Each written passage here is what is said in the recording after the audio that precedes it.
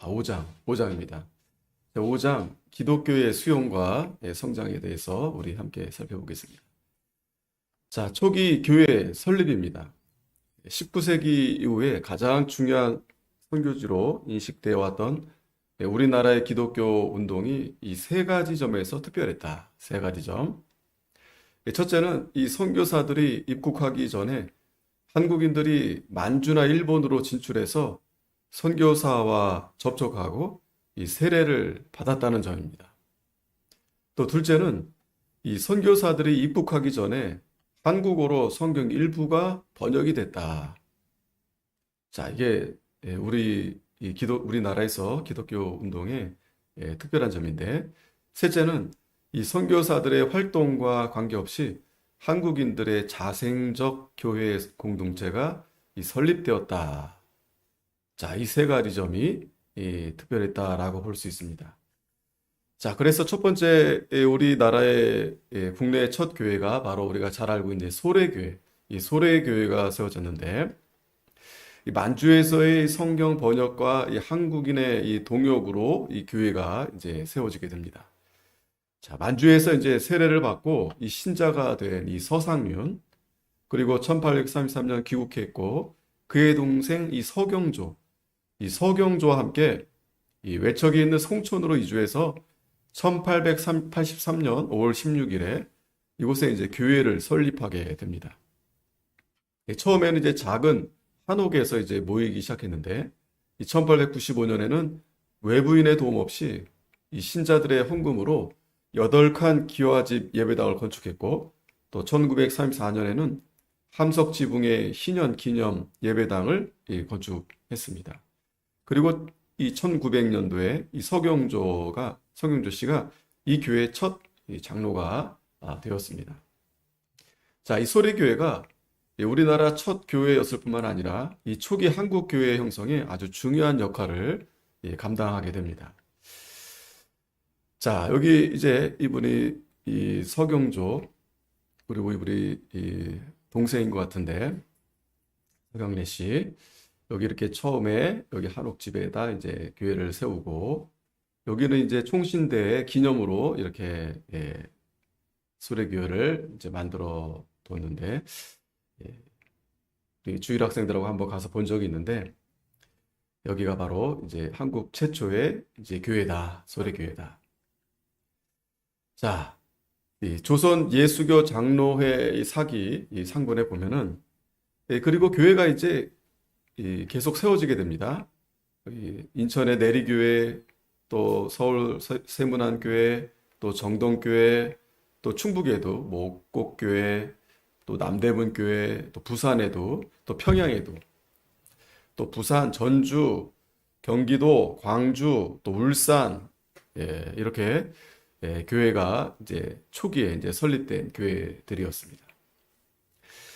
자, 그러면 이 기독교의 수용과 이 성장을 살펴보겠습니다. 어떻게 이렇게 이 대한민국의 교회가 세워지면서 또 급속도로 이렇게 잘 성장하게 됐는지, 이 양적인 측면에서 볼 때는 이 한국 교회가 참 유례없이 급성장한 교회로 알려져 있습니다. 자, 일제의 침략, 야욕이 노골화되고 또 청일전쟁, 또 노일전쟁으로 국토가 유린당하고 또 민족이 순환을 당하는 그 고난의 시대에 이 한국 교회가 성장하기 시작했다. 그 성장의 배경을 보면은 대부분 그런 것 같아요. 이 고난의 시기에 이 성장을 한다. 개신교 선교사가 입국해서 공식적인 활동을 시작한 지 첫 10년간 고투의 시간이었다. 그러니까 이 시기가 이제 씨 뿌리는 시기다라고 볼 수 있죠. 그래서 신자 증가율이 미미했고, 또 이 시기에는 기독교에 대한 오류, 또 유교적 전통, 또 문화와의 갈등, 정치적 정황 등으로 이 복음 전도의 장애 요인이 많았습니다. 그러나 이 1886년 이 노도사라고 불리는 이 노춘경이 국내에서 최초의 세례를 받은 후에 점차 수세자가 늘어나기 시작했다. 이 노충경 씨가 이제 기독교는 이 무부 무군의 종교다. 이 말은 이제 부모도 없고 임금도 없다. 왜냐면 이제 우리는 하나님을 아버지로 모시고 또 하나님을 왕으로 모시고 그러니까 처음에는 이제 그렇게 생각했던 거죠. 그런데 이 성경을 통해서 성경을 깨닫고 나니 이게 이 가르침이 유교의 가르침보다 또 다른 어떤 가르침보다 정말 이 우월한 종교다, 최고의 종교다라고 깨닫게 돼서 이 노충경 이분이 이제 언더우드에게 찾아가서 이 세례를 이제 받게 됩니다. 1886년 말에는 이 세례를 받은 이들이 전국적으로 한 9명에 불과했는데 그 다음에 25명, 또 1888년도에는 65명, 또 1889년도에는 100명으로 이제 달하게 됐다고 합니다. 자, 물론 이제 이 자료가 정확성에 대해서는 논란의 여지가 있겠지만, 그러나 분명한 사실은 이 한국 교회의 성장이 아시아의 다른 제국의 나라들과 비교해 볼 때 굉장히 급속도로 이제 성장했다라고 볼 수 있습니다. 이 선교사들이 입국해서 선교를 시작한 지 5년째 인 1890년 당시에는 11명의 장로교 및 감로교가 119명, 또 감리교가 36명, 또 도합 155명에 지나지 않았는데 청일 전쟁이 발발하던 1894년도에 이 수세자, 그러니까 세례받는 자들이 236명에 달했습니다. 그러다가 점차 수적 성장이 현저해지기 시작했는데 김양선에 의하면 1895년 신자 수는 746명에 불과했는데 1896년도에는 8,496명, 또 1900년도에는 18,081명으로 격증했다라고 합니다. 그리고 1920년도에는 92,510명, 또 1930년도에는 12만 5,479명으로 성장했고 해방 당시에는 약 30만 명으로 추산이 된다. 그러니까 처음에는 조금 미비했는데 점점 이렇게 성장하면서 급기야 이 30만 명까지 자 이렇게 불길이 번져가듯이 우리나라의 이제 교회가 이렇게 부흥하기 시작했습니다. 자, 주한 선교사였던 로이 쉬리어 이분이 한국 교회의 성장을 번져가는 불길 곧 요원지화다라고 이제 말을 했습니다. 1910년 에딘버러에서 세계 선교 협의회가 개최되었을 때 한국 교회의 급성장에 대해 놀라움을 표할 정도였다. 자, 그래서 주목할 사실은 이 선교사의 공식적인 활동 이후 첫 10년간 성장은 미비했는데 1895년을 경과해 가면서 급속한 성장이 나타났다. 자, 그래서 이 해방 이후 1955년도에는 약 60만 명, 그리고 1965년도에는 약 120만 명, 그리고 1975년도에는 약 350만 명, 그리고 1980년도에는 718명으로 집계되고, 그리고 1990년도에는 기독교 신자가 무려 1200만 명, 그러니까 가장 이렇게 부흥이 됐을 때가 1900년도, 90년도, 그리고 이제 현재는 좀 많이 줄었죠. 그래서 약 540만 명 정도 이제 현재는 그렇게 추정하고 있습니다. 그러니까 절반 이하로 지금은 이제 다시 이렇게 줄어들었다라고 이제 보고 있는데, 자, 하지만 이 당시 사회 정치적 정황으로 갑작스러운 수적인 이 성장이 있었을 것이다 이렇게 보는 겁니다. 이때는 이 청일 전쟁이 끝난 이후였는데 이 사회적 정치적 환경이 기독교에 대한 관심을 고조시키는 역할을 했습니다. 그래서 19세기 후반에는 역사의 변혁기였고 또 한국 교회는 그 초기부터 민족의 위기와 깊이 관련돼 있었고 이 지정학적 위치 때문에 조선은 이 러시아나 중국, 일본의 변화에 직접적인 영향을 받고 있었습니다. 이 청일 전쟁으로 중국 중심 세계 질서에서 이 중국은 결국 이제 대패를 하게 되고 일본은 이 서양 문물을 통해 승리했는데 이제 이 사실을 이제 깨닫게 된 겁니다. 자, 그러면서 이제 자강 민족주의, 이제 스스로 이제 강해져야 된다. 이와 같은 상황에서 이제 우리 이제 한국도 이 서양 문물을 받아들이지 않고는 이 민족적 자각을 이룰 수 없다. 이제 이런 인식에 이르게 된 겁니다. 왜냐하면 일본이 이제 제국주의가 되게 된 것이 그 서양 문물을 일찍 받아들였기 때문에 이 중국은 그렇지 못해서 결국 이제 전쟁에서 패배했고, 자, 결과적으로 이 기독교에 대한 이 새로운 인식과 또 기독교에 대한 관심이 이 자연스럽게 이렇게 나타났다는 겁니다. 자, 이 기독교는 이 서구 문화의 통로로 이해된 것인데 초기 이 선각자들의 거의 전부가 이 기독 신자들이었다. 이 청일전쟁 이후에 기독교에 대한 관심과 신자의 급증은 이 기독교를 통한 민족 자강 의식의 발현이었다. 자, 이러한 환경이 한국교회를 반일 충군 애국적 성격으로 만들어 갔다는 겁니다. 그것이 1989년도에 10월에 발생한 이 을미사변. 이 을미사변은 이제 국모 명성황후가 일본 낭인들에 의해서 이제 살해된 사건이죠. 그래서 이로 일본의 조선 침탈 야욕을 이제 분명히 노출한 이 국가적인 심각한 이 사건이었는데, 자, 이 사건을 통해서 이 한국 이 교회가 이제 반일, 일본을 이제 반이라는 것이 이 충구 애국이다라고 이제 가게 된 거죠. 자, 그래서 이 의기시침한 이 고종이 이 기독교회 구원의 이 손을 이제 뻗치게 됩니다. 왜냐하면 일본이 저렇게 이제 거대한 제국이 돼서 우리나라를 이제 침략 이제 시작했으니까 이 도움은 이 고종이 이 도움을 청할 곳은 이 기독교회밖에 없었던 거죠.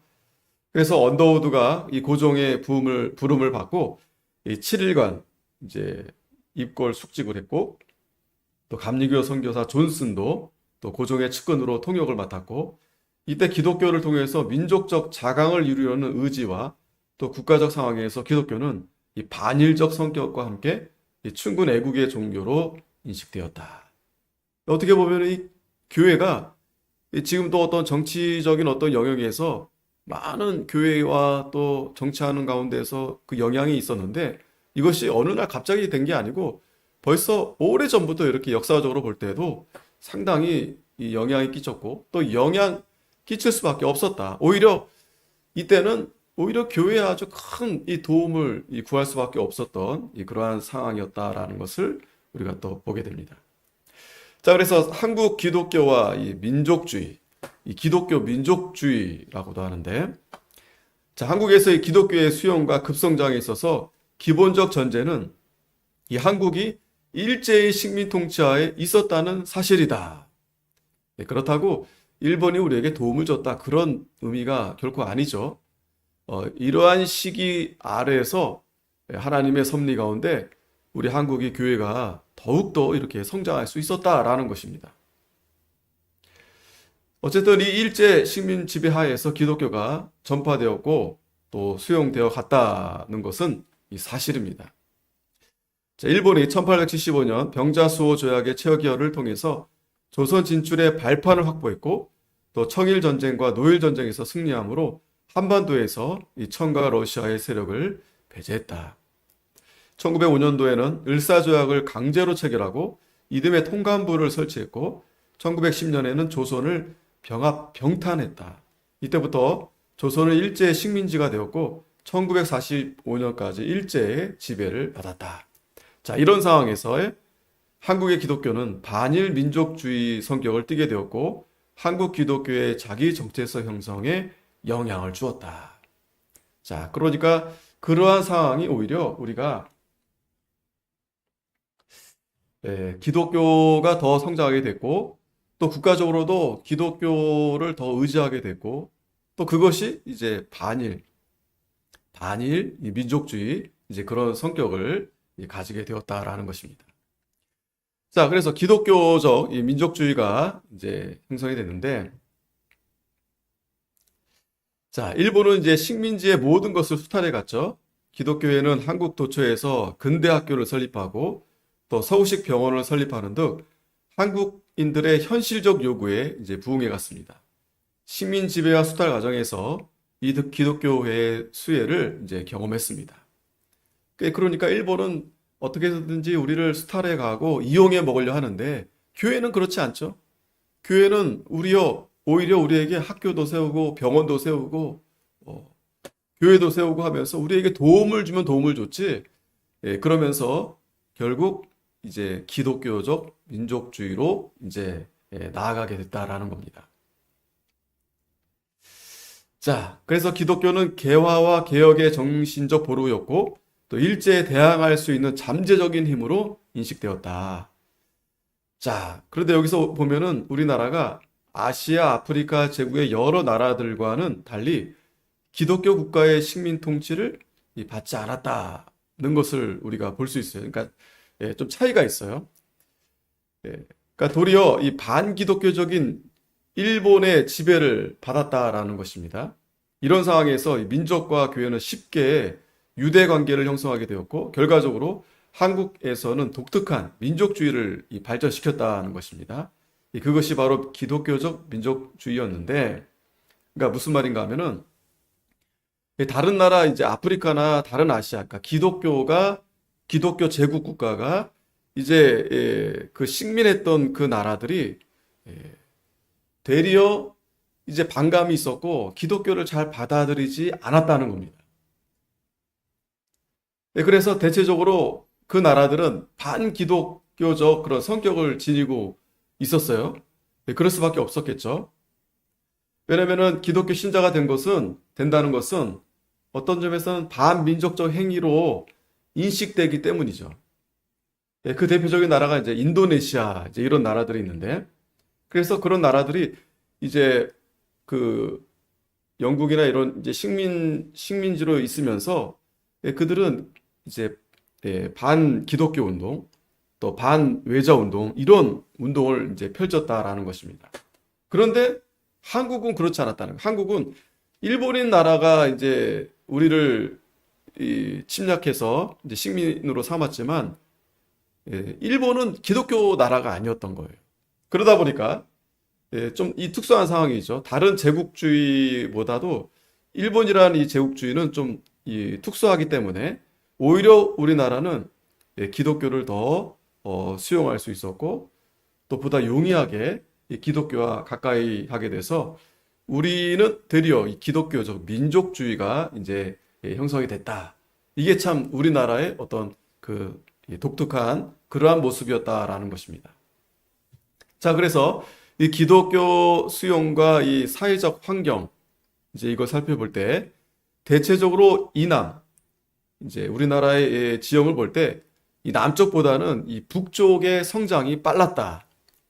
그리고 이북 지방 중에서도 서북 지방의 성장이 현저했고, 물론 이제 선교사의 수나 또 선교부의 정책, 또 재정 상황, 또 선교지부 개설 시기 등 여러 측면의 차이점과 상이점이 있지만, 그럼에도 불구하고 이 서북 지방이 급속한 이 성장을 보여주었다. 그래서 이북 지방, 그러니까 북쪽이 그 아래 이제 경남 지방에 비해서는 이제 보다 수용적이었다. 자, 그렇다면 왜 이북 지방, 특히 이제 관서 지방이 경남 지방보다 더 빨랐을까? 여기에 대해서 이제 몇 가지 이제 해석이 가능한데, 첫 번째는 이북 지방이 보다 진취적이고 개방적이었다는 점이다.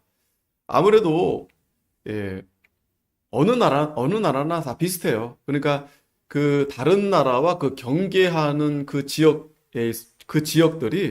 좀 개방적일 수가 있었어요. 개방적일 수가 있습니다. 진취적이고. 왜냐면 그 앞에 이제 다른 나라가 있다 보니까 밑에 있는 나라보다도 좀 더 이렇게 개방적이고 진취적일 수 있다는 거예요. 두 번째는 이제 유교적인 영향입니다. 유교적. 그 아래 지방일수록 이 유교적인 영향이 굉장히 강했어요. 그렇기 때문에 이 경상도 지방이 더욱 이 보수적인 그러한 사회 체제가 있었기 때문에 어렵죠, 상당히. 그러나 반면에 이북은 이제 그렇지 않았다. 왜냐면은 그 가까이서 다른 그러한 상황을 보게 되니까 마음이 그래도 상당히 이제 열려 있게 되죠. 이스라엘도 마찬가지예요. 이스라엘도 이 남유다보다 북이스라엘이 그 열방 세력과 가까울 수밖에 없는 이유가 거기에 있는 겁니다. 그들과 가까이 경계하다 보니까 물론 이제 방어적인 부분도 있지만 그래도 그 나라를 가까이 이제 접할 수 있기 때문에 더 개방적이고 더 이렇게 그러한 면에서 진취적일 수가 있다. 셋째는 이 사회 구성원의 신분 계층 여기에 또 영향을 끼칠 수 있다는 거예요. 이북 지방은 대부분 이제 중상층이 다수였는데 그러나 이 경남 지방에는 양반 계급이 다수였다. 그러니까 이제 양반들보다는 이제 중상층 또 좀 그 아래 그러한 서민들이 아무래도 이제 복음을 더 쉽게 받아들일 수 있겠죠. 이건 지금도 마찬가지죠. 돈이 많고 계급이 높은 사람들보다도 그렇지 않은 사람들이 더 복음을 더 이제 쉽게 이제 수용이 될 수 있겠죠. 자, 그래서 이 초기 기독교 공동체의 비천한 계층의 사람이 이 다수를 점했다. 이 아돌프 다이스만이 이렇게 보고를 했는데 이것은 뭐 옛날이나 지금이나 앞으로도 마찬가지입니다. 예수님도 이 가난한 자들에게 병든 자들에게 그들에게 먼저 찾아가셨죠. 자, 그래서 이 교회의 성장은 이 역사, 이 환경적 요인에 의해 좌우가 된다. 물론 이제 하나님의 섭리가 있지만 그래도 그 환경적인 요인에도 좌우가 된다라는 사실입니다. 그리고 하층민일수록 기존의 사회 체제에 불만을 가지게 되고 또 기존 질서로부터 이탈하려는 그런 심리적인 경향이 있어서 새로운 이념 사상 혹은 이 종교에보다 더 적극적이다. 이 막스 웨버가 이렇게 분석했는데 그래서 우리가 예전에도 교회를 개척할 때 부자 동네 이런 데 잘 들어가지 않았어요. 오히려 가난하고 그런데 가서 이제 교회를 이제 세우게 된 거죠. 그러면 사람들이나 아이들이 다 이렇게 우르르 이렇게 몰려와서 아주 쉽게 그들에게 복음을 이렇게 전해주고 또 도움도 주고 그렇게 하면서 교회가 이제 성장하게 된 거죠. 자, 이 교회의 성장의 요인들을 좀 구체적으로 살펴보면 첫 번째, 이 선교 이 정책설. 1980년대 이후에 채용된 이 네비우스 정책과 또 선교 지역 분담 정책 그리고 19세기 이후에 아시아나 아프리카 지역에서 강조되어 왔던 교육 및 의료 사업이 주요했다라고 이제 주장합니다. 특히 한국 교회의 성장에 있어서의 이 네비우스 정책이 한국에서의 기독교의 수용, 교회 성장과 발전에 결정적인 영향을 주었다라고 주장을 합니다. 자, 이런 주장은 이제 이런 연구는 뭐 서율 또 왕영덕, 곽안년 이런 분들이 이런 선교사분들이 이제 이렇게 주장을 했고요. 이 한국 교회 교회 성장이 이 선교 정책에 있었다 이제 이렇게 보는 거죠. 이 네비우스 정책이 단순한 이 자립성에 대한 강조뿐만 아니라 이 성경 연구에 대한 강조, 곧 이 성경에 대한 압도적인 강조였는데 이것이 한국 교회의 사경의 운동으로 발전해서 기독교 복음의 대중화에 기여했다라고 이제 평가를 합니다. 우리 교단도 어떻게 보면 이 사경회로 시작돼서 우리 교단이 이렇게 형성이 되고 지금까지 우리가 5월 사경회, 8월 사경회, 또 신년 사경회, 또 각 교회마다 또 개별적으로 또 이렇게 사경회도 하고 이 사경회 운동이 자, 우리 한국에 있어서 이 교회가 이 발전하는데 굉장히 중요한 기여를 했다. 우리 교단의 장점 또 내놓을 수 있는 것은 다른 게 아니고 이 사경회입니다. 그러니까 교단적으로 사경회를 해서 그 교단의 교인들이 다 모인다? 이거는 쉽지 않아요. 물론 이제 타교단은 큰 교단이어서 어려움도 있지만 여전히 예전처럼 이렇게 사경회를 한다?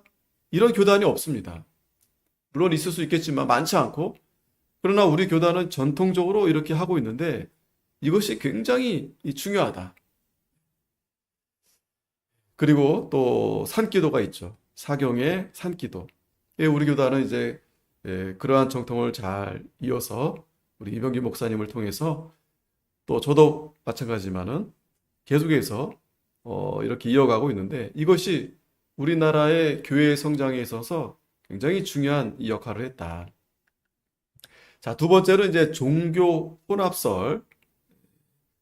자, 이것을 이제 또 주장하신 분들이 있는데, 예, 선교사 중심의 이 선교 정책설에 이제 강한 의문을 제시하고 한국교회 성장을 한국 기층 문화인 이 샤머니즘, 곧 기존의 무교적 세계관에서 이 기독교를 받아들였기 때문에 그 결과 이 종교 혼합 현상의 결과다. 이제 이렇게 주장하는 겁니다. 그러니까 우리 한국의 어떤 그런 이 샤머니즘 어떤 그 문화적인 특성이 있기 때문에 기독교를 빨리 받아들였다, 잘 받아들였다. 이제 이렇게 보는 거죠.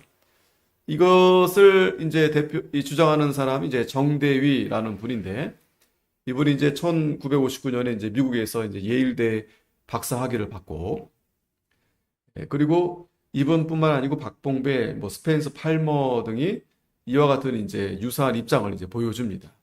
이게 기독교 우리나라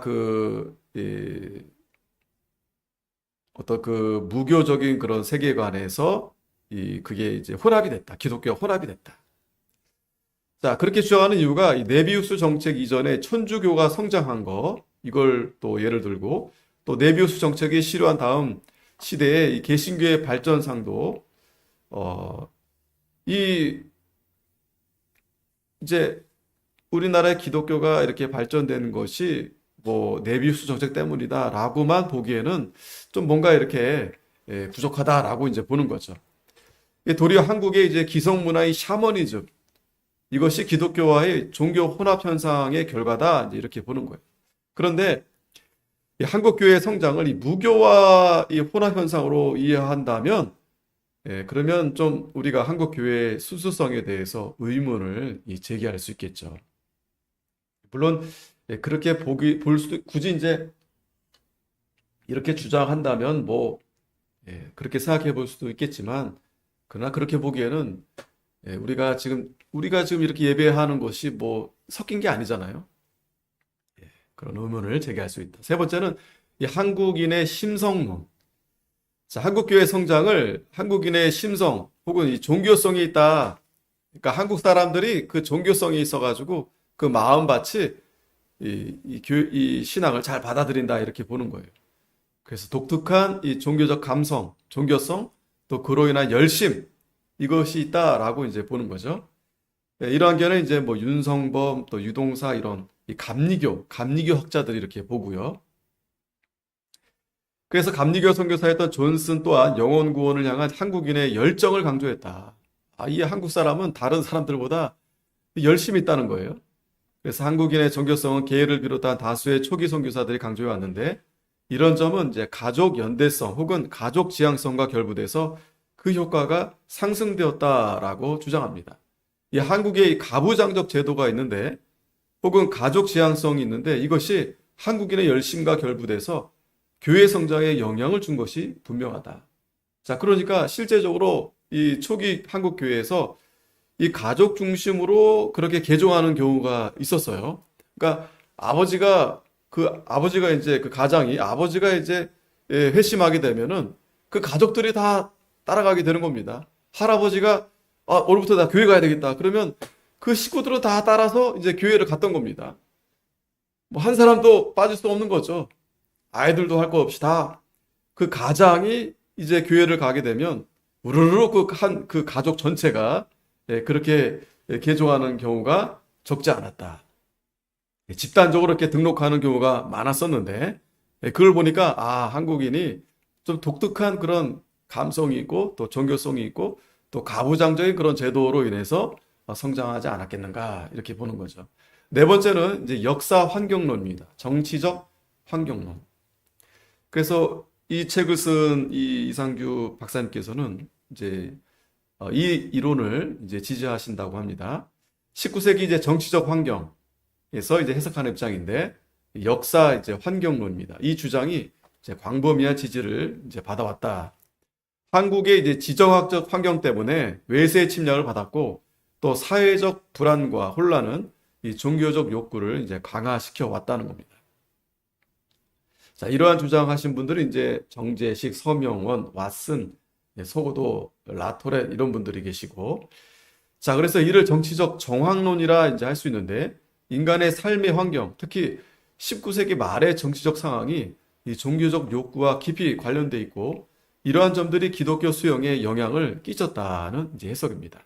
왓슨은 이 한국 교회의 성장이 정치적 혹은 사회적 조건에 따라서 10년이란 주기를 두고 빨리 혹은 천천히 성장했다고 이제 분석한 바 있는데 1880년 이후 정치, 사회적 상황 자체도 하나님의 섭리하에 있었다고 볼 때 하나님은 한국 교회가 성장할 수 있도록 사람과 역사와 환경을 통해 일하셨고 섭리하셨음을 알 수 있다. 예. 물론 이제 하나님의 섭리가 다 이렇게 역사하지만 무엇보다도 그런 이 역사적인 어떤 환경, 정치적인 상황 이런 것이 지대했다라고 이제 보는 거죠. 마지막으로 이제 성령 역사론입니다. 앞에서 말한 요인들이 이 교회 성장의 외적 혹은 이 간접적 요인이고 이제 보다 직접적 요인은 이제 성령의 역사일 뿐이다라고 주장하는 겁니다. 그러니까 이제 우리도 다 성령의 역사는 다 우리도 인정하죠. 하지만 이 주장은 이제 다른 것은 볼 것도 없고 무조건 이제 성령의 역사다 이렇게 주장하는 거죠. 그래서 평양신학교 설립자이자 교장이었던 이제 마포 삼열에서 이 점을 강조했고 그는 한국교회의 성장의 비결이 무엇이었느냐라고 물을 때 해를 거듭하여 우리는 그저 이 백성 앞에 하나님의 말씀을 높이 들었을 뿐입니다. 그리고 그 밖의 일은 성령께서 하셨습니다라고 말했다고 합니다. 그렇죠. 이 교회 성장의 근원적 요인이 이 성령의 역사라는 점은 의심할 여지가 없습니다. 그래서 이제 1907년도에 보면은 이 평양 이제 대부흥이 일어나게 되죠. 그것은 정말 하나님이 하셨다라고만 이제 볼 수밖에 없는데, 그러나 우리가 앞에서 살펴봤던 그러한 부분들도 무시할 수 없어요. 어떤 환경이라든가 어떤 또 우리 이 민족의 어떤 국민성이라든가 이런 부분들도 뭐 영향이 크든 작든 하나님께서는 모든 것을 다 합력해서 하나님의 뜻을 이루어 가셨다. 그렇게 이제 우리가 보면 되겠습니다. 자, 기도하겠습니다. 거룩하신 하나님, 은혜를 감사합니다. 하나님께서 참 이 나라를 이렇게 살아게 해주셔서 과거에 그렇게 일제의 침략과 또 무너져가는 그런 대한민국 그런